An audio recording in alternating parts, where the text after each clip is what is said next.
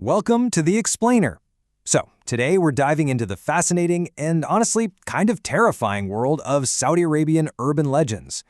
But, we aren't just looking at these stories to get a quick scare. Actually, we're looking at the really surprising purpose behind the things that go bump in the night. It's all about this idea of functional folklore and how communities literally use their imaginations to protect their most vulnerable. Think about it for a second. How do you keep kids safe from deadly heat? Well, today, we've got air conditioning, indoor entertainment, just a million ways to stay cool, right? But before all those modern conveniences, parents had to get super creative to manage these really harsh environments. So their solution? They used terrifying monsters. Instead of just giving a basic, hey, don't go outside warning, they crafted absolute nightmares to ensure total obedience. And this kind of storytelling doesn't just pop up on a specific holiday in Saudi Arabia. It's deeply, deeply woven into the daily cultural fabric.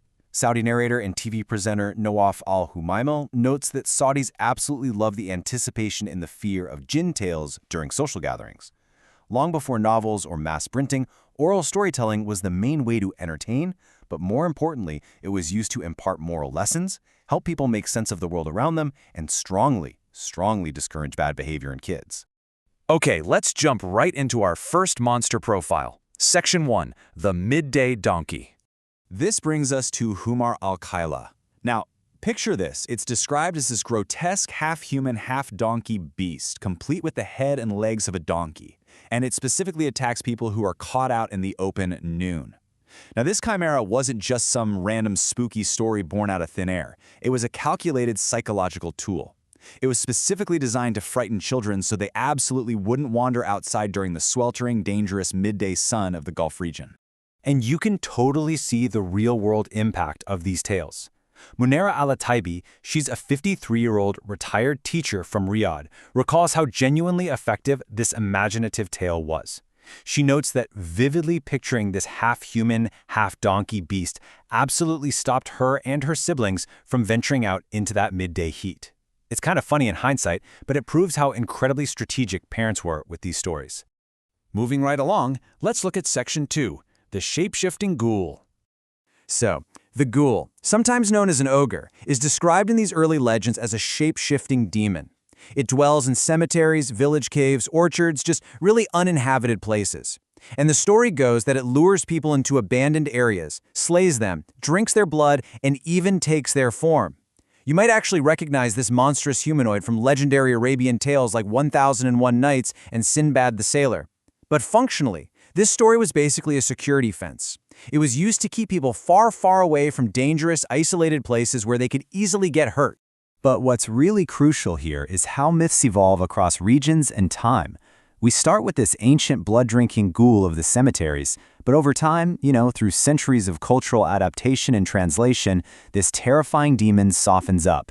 Eventually, you end up with the modern, cranky but kind-hearted ogre we see in movies like Shrek, who just goes on a quest to save a princess alongside a talkative donkey.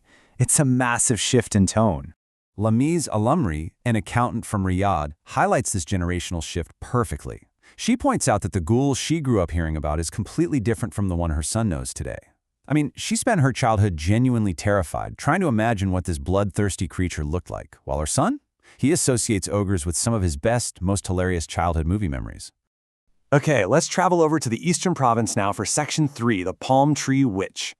Let's dive into the highly localized legend of al-Sath and Alif. She's depicted as this old witch with fluffy hair who talks incessantly at night and is followed by swarms of bugs. They literally call her the mother of cockroaches. The story goes that she lives at the very top of palm trees. So, when the wind violently shook the palm branches, Saudis joked she was up there getting ready to snatch roaming children. It was a remarkably clever tactic to keep kids safely indoors during severe windy and rainy weather. Hilal al-Sudiye, a retired history teacher from Dhahran, grounds this myth in absolute reality. She explains that the region's massive abundance of palm trees naturally birthed this specific legend. Makes sense, right? If you live in an area famous for large date palm trees, like Al-Hassa in the Eastern Province, your local monsters are naturally going to live up in those trees. So, now that we've met the monsters, the midday donkey, the ghoul, and the palm tree witch, let's deconstruct this whole thing in Section 4, The Power of Folklore, and look at why these stories survive generation after generation. There's essentially a recipe, right? A few core ingredients that make a Saudi horror tale so wildly effective: isolation, a touch of superstition, rural settings, and some really creepy character names. But the absolute most important ingredient? Relatability. Narrators intentionally intensify the fear by making the spatial and temporal circumstances of the fictional tale match the listener's exact environment. So, if it's a windy night outside the window, the monster rides the wind. If the sun is beating down, the monster strikes at noon. Muhammad al-Mohsen, a 66-year-old businessman from Qasim, perfectly captures the magic of these oral tales. He watches modern TV series with his teenage son, seeing all those high-budget CGI dragons and beasts. But he reminds us that long before computer graphics were a thing, the sheer power of human imagination was the ultimate special effect. The vivid, terrifying images painted by skilled storytellers in a dark room, they easily exceeded anything we see on a flat screen today. So to wrap up this explainer, I want you to ask yourself, what childhood monsters masked real-world dangers for you? Were you told about a creature in the deep woods, a monster fighting in a rushing river? Ask yourself what protective purpose they were secretly serving. Because as we've seen today, sometimes the scariest stories in the world are actually just a parent's inventive way of saying, hey, I love you, now stay out of the midday sun. Thanks for tuning into this explainer, and stay curious.